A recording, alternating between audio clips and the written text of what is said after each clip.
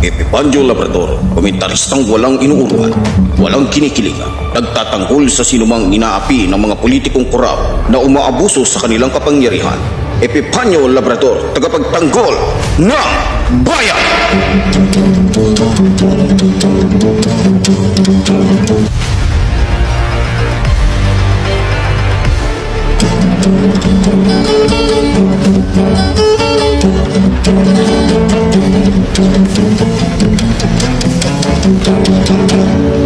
Okay, magandang araw po sa inyong lahat, o magandang gabi, anumang oras po na mapapanood po ninyo ito pong ating programa. So, syempre bago po tayo mag-umpisa, tulad po ng ating nakasanayan, tulad po ng ating laging ginagawa, binabati muna po natin ang ating minamahal na Pangulong Ferdinand Marcos Jr., maging ating minamahal po na First Lady Lisa Araneta Marcos, maging ang ating pong minamahal House Speaker Martin Romualdez.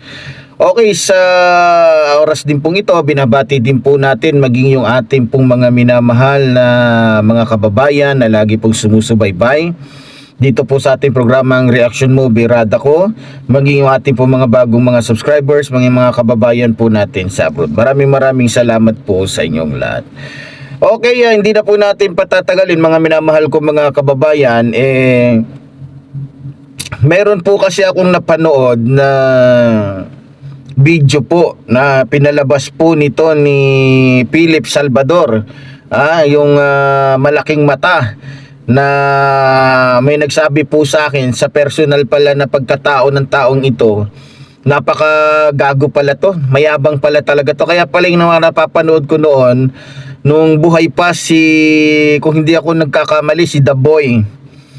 Maraming beses kong nakita na si The Boy laging umaawat, no? At ito yung inaawat niya na para bagang aso na gustong mangagat, no? So kaya pala hindi kataka-taka kung bakit naging kakampi ito ng mga Duterte, dahil talagang ano pala to, bagay lang na maging aso ng mga Duterte, no?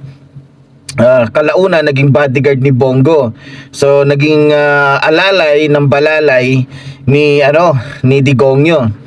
Ngayon, para hindi na po tayo tumagal, pakinggan ho natin ito pong kanyang mga sinabi dito po sa kanyang pinost na video. So ito, at pakinggan po natin mga minamahal kong mga kababayan. Isa lamang po ang sasabihin ko sa inyo. Wala pong magnanakaw na Duterte. Magandang araw po. Ako po si Philip Salvador. Umaabot sa inyo, hindi po bilang politiko. Ako po umaabot sa inyo bilang isang mamamayan. Maabot po ako sa inyo, tumihiling ng inyong mga dasal. Ipagdasal po natin si former President Rodrigo Roa Duterte. Ipagdasal po natin ang ating Vice Presidente ngayon na si Inday Sara Duterte. Ipagdasal po natin ang ating bansa. Magpapasko kung ano-ano po nangyayari. Pinipilit po silang ibagsak, pinipilit silang... Alam niyo po kung anong ibig ko sabihin. Naawa po ako sa mga mamamayan, naawa po ako sa ating mga sarili kasi po Kapaskuhan, ito po ikarawan ng ating Panginoong Hesukristo. Pero mas importante yata sa ginagawa nila ang magpabagsak ng mga taong alam po natin na mula noon hanggang ngayon nagseserbisyo sa mga Pilipino. Naawa po ako sa pinakamahirap na mahirap dahil nadadamay sila. Ngayon po, Kapaskuhan, baka pwede naman po isama nyo sa inyong mga dasal ang ating former President Rodrigo Roa Duterte, ang ating Vice Presidente Inday Sara Duterte, isa lamang po ang sasabihin ko sa inyo. Wala pong magnanakaw na Duterte. Ako po, Okay, yun, malinaw po yung mga sinabi po nito ni Philip Salvador, na balalay po ni Bongo, na balalay din naman ni Rodrigo Roa Duterte. So, unang-una po, sabi po niya, mga minamahal ko mga kababayan, kung naalala nyo po, sabi po niya, ipagdasal daw natin itong mag-ama. Ipagdasal daw natin itong mag-ama. Alam nyo mga minamahal kong mga kababayan, kung ang ipagdadasal po ng taong bayan na itong mag-aama, ako na po nagsasabi sa inyo, hindi po sasagutin yan ng Diyos.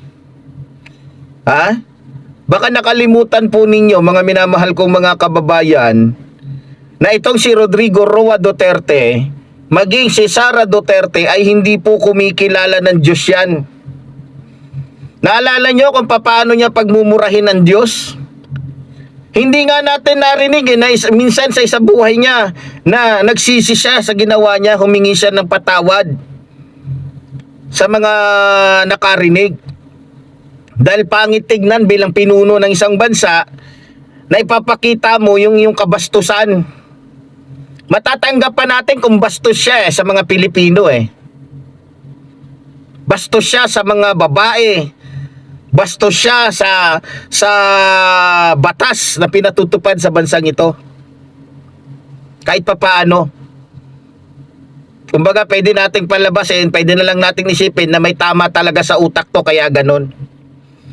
Pero yung murahin niya ang Diyos, hindi ko siya mapapatawad yun. Doon. Hindi ko siya mapapatawad doon.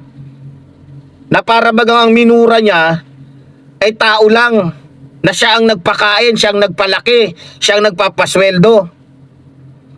Tapos hihilingin ni Philip Salvador na ipagdasal? Mukhang mali yata yung binibigkas mo, Philip Salvador. Parang hindi mo yata narinig yung minura ng Diyos mo, ng Panginoon mo, yung tunay na Diyos namin. Paano tatanggapin ng Diyos? Unang kalangitan yung dasal ng mga tao para sa dalawang ito.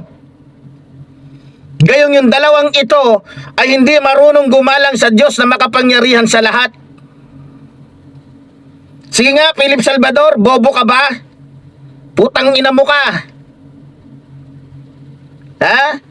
Gunggong ka. Ipaabot nyo nga to kay Philip Salvador, putang inan to Magaling lang to sa formahan to. Magaling lang to sa pelikula. Pero sa totoong buhay, bakla tong putang inan to. Alam mo ba yung sinasabi mo, Philip Salvador? Hindi mo ba alam, hindi mo ba nakita, hindi mo napanood minsan sa buhay mo na minura ng amo mo, yung Diyos namin, tapos sasabihin mo sa taong bayan, ipagdasal sila sa Diyos, yung mag-amang ito? Gunggong! Kung gaano kalaki ang mata mo, ganoon din kalaki yung kagaguhan mo, katangahan mo, kabobohan mo. Palibasa, yung utak mo nasa tuhod mo. Kaya hindi mo masabi kung ano ang natapos mo dahil wala ka naman talagang natapos dahil bobo ka. Tapos sabi niya, ipagdasal daw natin yung ating bansa. Maganda naman. Talagang ipagdadasal namin ang bansang ito, laban sa mga Duterte o sa kamay ng mga Duterte, lalong-lalo na dito kay Sara Duterte, na siyang nagiging dahilan kung bakit naghihirap ang bansang ito, kung bakit nagkakaroon ng kaguluhan. Tama ka, Philip Salvador, pero hindi namin ipagdadasal ang bansang ito dahil sa kung ano man. Ipagdadasal namin ito para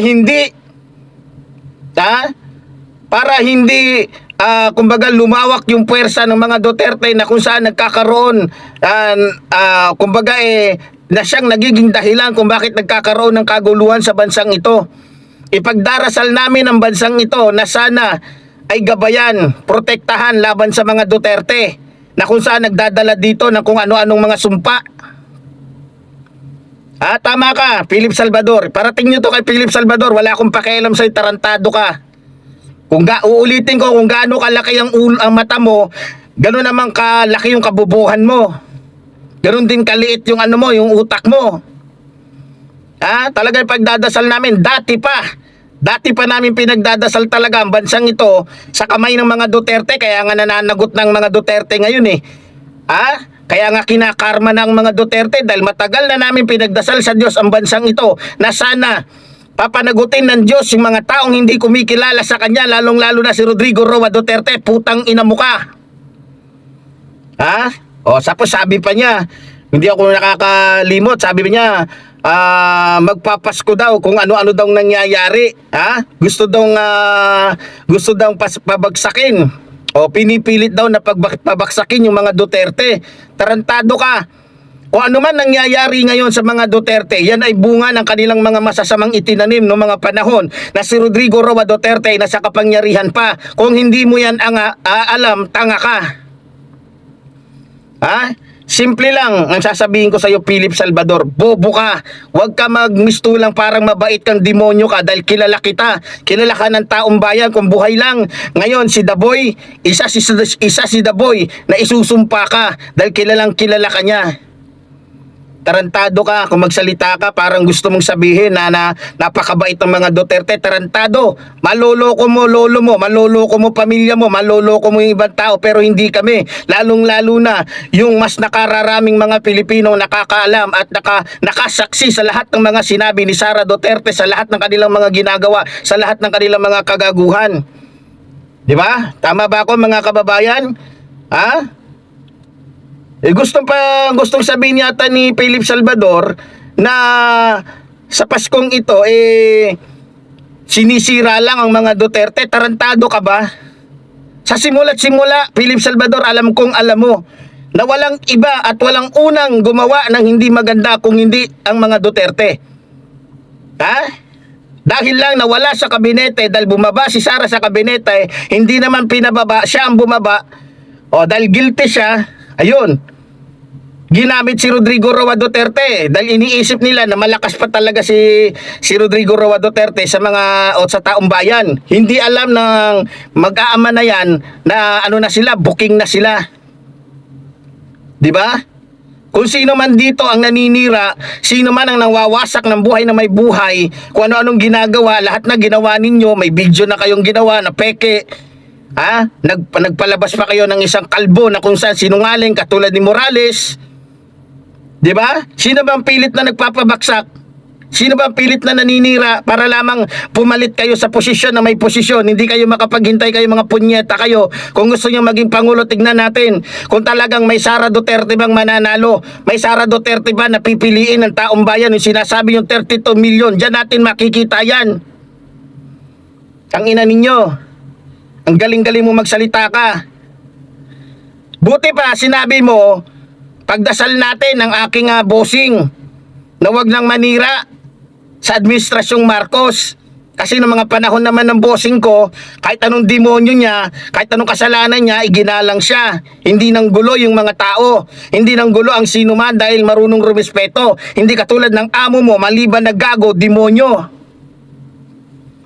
Tarantado ka, magsalita ka, parang alam mo sinasabi mo. Kung gaano kalaki ang mata mo, ganun din kalit ang utak mo, puta ka.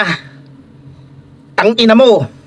Yan lang ang masasabi ko sa iyo, Philip Salvador. At wag mo kong aangasan. Dahil hindi mo ko madadala action star. Baliin ko yung ulo mo, makita mo. Lumabang ka ng lumabang ka ng lalaki sa lalaki, tignan ko. Magaling ka lang sa camera. O sa camera.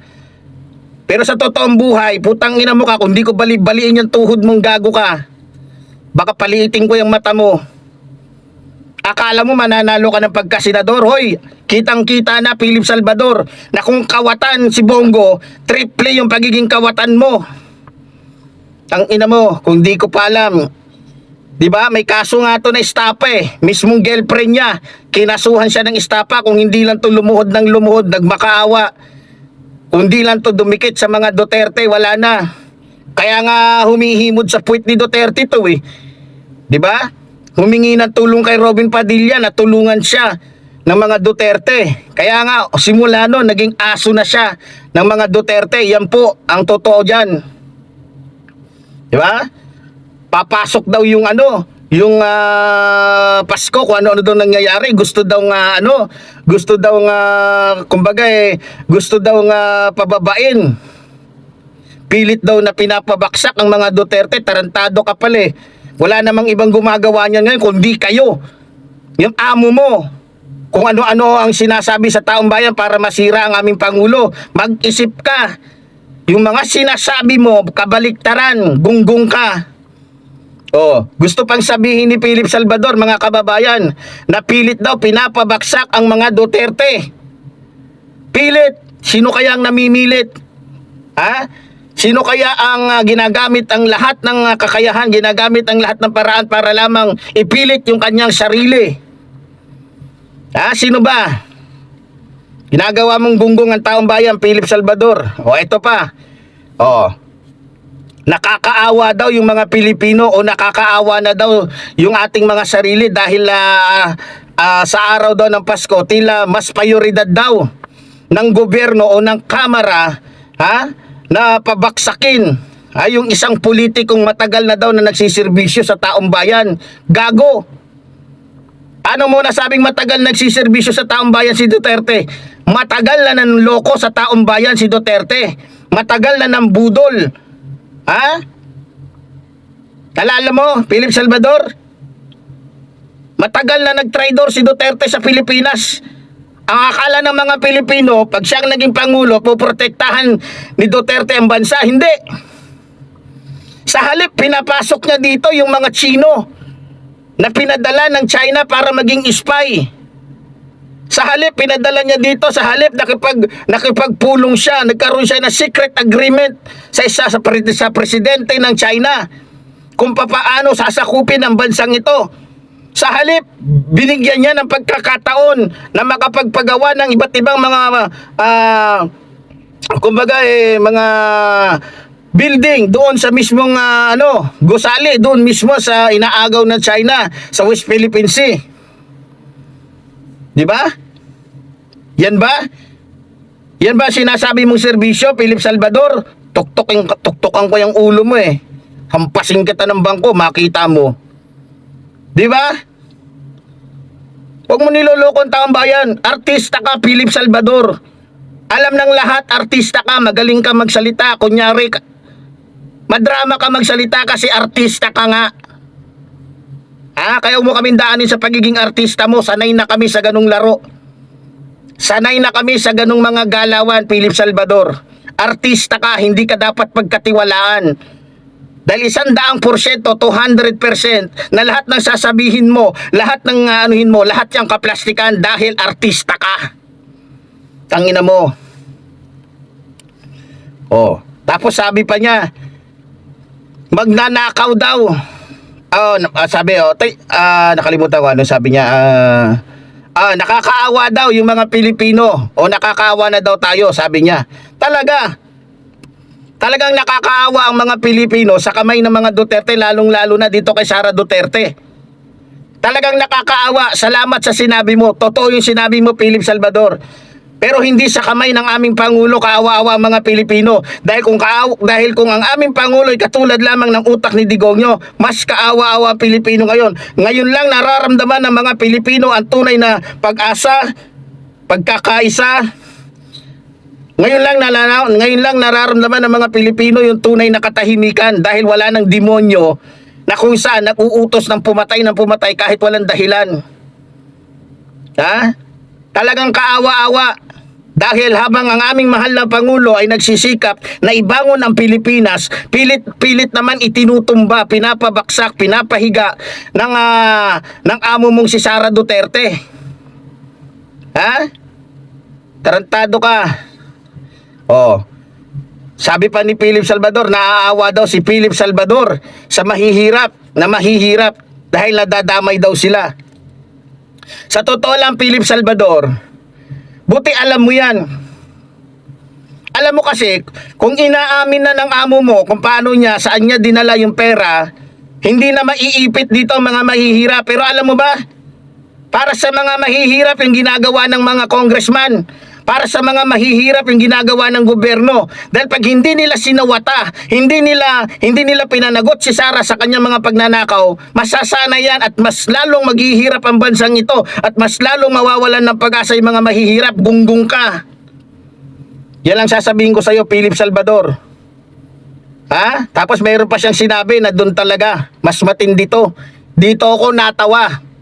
Ha? Sabi niya, sabi niya dito, ngayon, Kapaskuhan, ipagdasal natin. Ha?